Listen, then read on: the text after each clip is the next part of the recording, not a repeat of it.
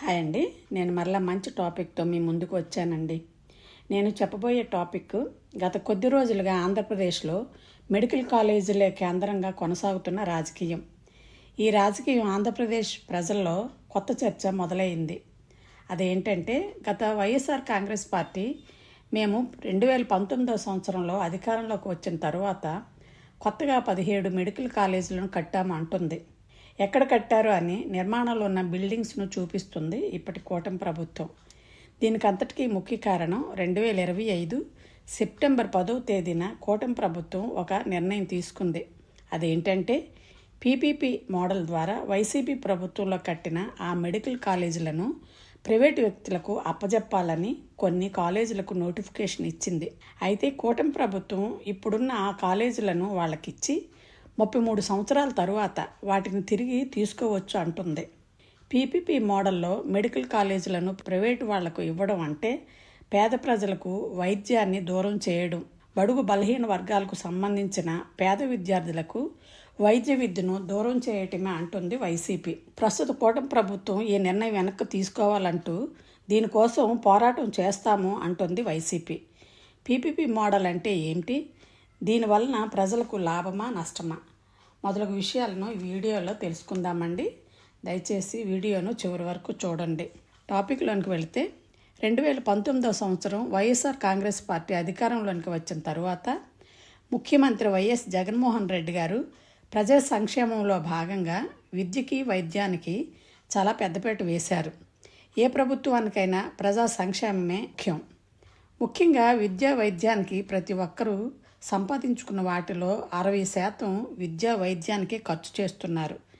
దీనిని దృష్టిలో పెట్టుకునే విద్యా వైద్యం ప్రభుత్వ అధీనంలో ఉంటే ప్రజలకు ఫ్రీగా అందించవచ్చనే సంకల్పంతో 17 మెడికల్ కాలేజీలను కొత్తగా నిర్మించాలని నిర్ణయం తీసుకుంది అప్పటి వైసీపీ గవర్నమెంట్. ఈ మెడికల్ కాలేజీలను ప్రతి జిల్లాకు ఒకటి చొప్పున ఉండేలా ప్రణాళిక రూపొందించారు. దీని ద్వారా గ్రామీణ ప్రాంతాల్లో ఉన్న పేదవారికి, మధ్యతరగతి వాళ్ళు సేవలు అందించాలనే గత వైసీపీ ప్రభుత్వం లక్ష్యంగా పెట్టుకొని 17 మెడికల్ కాలేజీలను 2020 సంవత్సరంలో కట్టడం మొదలుపెట్టింది. అవి ఎక్కడెక్కడ కట్టారో తెలుసుకుందాము. విజయనగరం, నర్సీపట్నం, పార్వతీపురం, మన్యం, మచిలీపట్నం, ఏలూరు, రాజమండ్రి, పాడేరు, పాలకొల్లు, ఆదోని, మార్కాపురం, మదనపల్లి, అమలాపురం, బాపట్ల, పిడుగురాళ్ల, పెనుగొండ, నంద్యాల, పులివెందుల ఇలా 17 చోట్ల నిర్మాణాలను మొదలుపెట్టింది. అందులో 6 మెడికల్ కాలేజీలను పూర్తి చేసి కాలేజీలను రన్ చేస్తుంది. క్లాసులు కూడా జరుగుతున్నాయి. ముఖ్యంగా ఈ మెడికల్ కాలేజీలను విద్యార్థులకే కాకుండా పేదలకు ఉచిత వైద్యం అందించడం కోసం మల్టీ హాస్పిటల్గా ఉపయోగపడుతుందనే లక్ష్యంతో ఈ మెడికల్ కాలేజీలను స్టార్ట్ చేశాం అంటున్నారు గత వైసీపీ ప్రభుత్వం. 2020లో మొదలైన ఈ కాలేజీలు కొన్ని పూర్తి కాలేదు. అంతలోనే 2024 సంవత్సరం వైసీపీ గవర్నమెంట్ దిగిపోయింది. వైసీపీ అధికారం కోల్పోయిన నాటికి 6 మెడికల్ కాలేజీలు పూర్తి అయ్యాయి. 2024లో కూటమి ప్రభుత్వం అధికారంలోనికి వచ్చిన తర్వాత ప్రజలకు సంబంధించినది కనుక కంటిన్యూ ప్రాసెస్లో భాగంగా వాటిని కొనసాగించాలి. కానీ కూటమి ప్రభుత్వం వీటి మీద భారం ఎక్కువ అవుతుందని భావించి ఈ మెడికల్ కాలేజీలను పీపీపీ మోడల్లో ప్రైవేటు ప్రభుత్వ భాగస్వామితో పూర్తి చేయాలనుకుంటున్నామని, అందుకే ప్రైవేటు వాళ్ళకి అప్పజెప్పాలని 2025 సెప్టెంబర్ 10వ తేదీన నిర్ణయం తీసుకున్నట్టు ప్రకటన చేసింది కూటమి ప్రభుత్వం. ఈ కాలేజీలను పూర్తి అయిన తర్వాత వాటి నియంత్రణ, యాజమాన్యం హక్కు ప్రభుత్వానికే ఉంటుందని కూటమి ప్రభుత్వం అంటుంది. అసలు పీపీపీ అంటే పబ్లిక్ ప్రైవేటు పార్ట్నర్షిప్.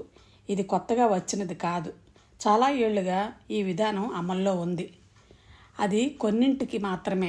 ఉదాహరణకు ఎయిర్పోర్టులు, పోర్టులు, వీటి నిర్మాణం కానీ మెయింటెనెన్స్ ఇలాంటివి కొన్ని ప్రైవేటు సంస్థలకు అంటే జిఎంఆర్, అదాని గ్రూపులకు ఉంటుంది.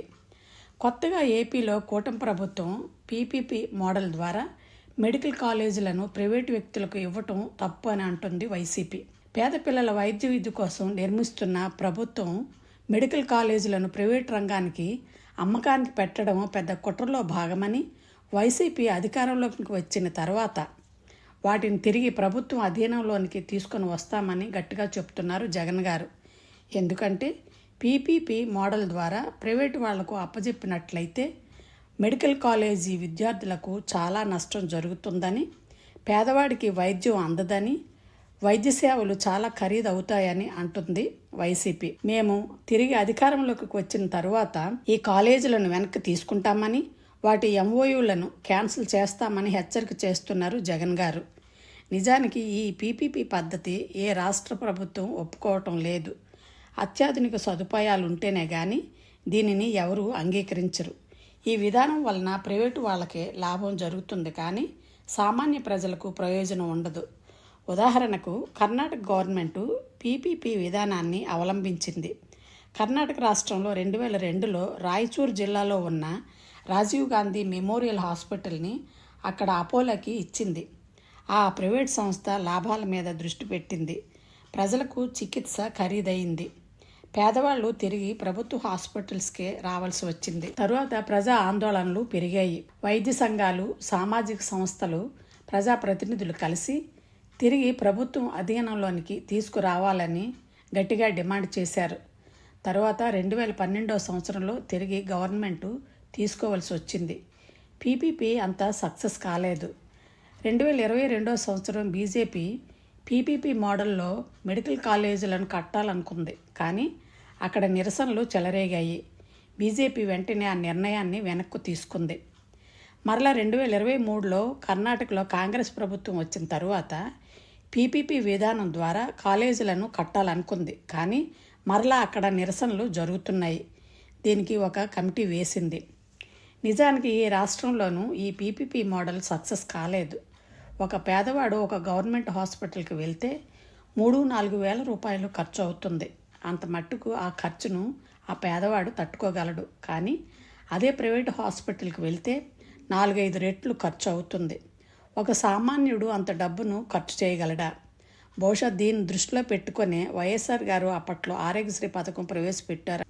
ప్రభుత్వానికి ప్రజల ఆరోగ్యం మీద శ్రద్ధ లేనప్పుడు ప్రైవేటు వాళ్ళకి ఎందుకుంటుంది? మారుమూల ప్రాంతాల్లో, ముఖ్యంగా పాడేరు, పార్వతీపురం, మన్యం లాంటి ప్రాంతాల్లో ఇటువంటి కార్పొరేట్ హాస్పిటల్స్కి వెళ్తే వాళ్ళు అంత ఖర్చు భరించగలరా? అంత స్తోమత ఆ పేద ప్రజలకు ఉంటుందా?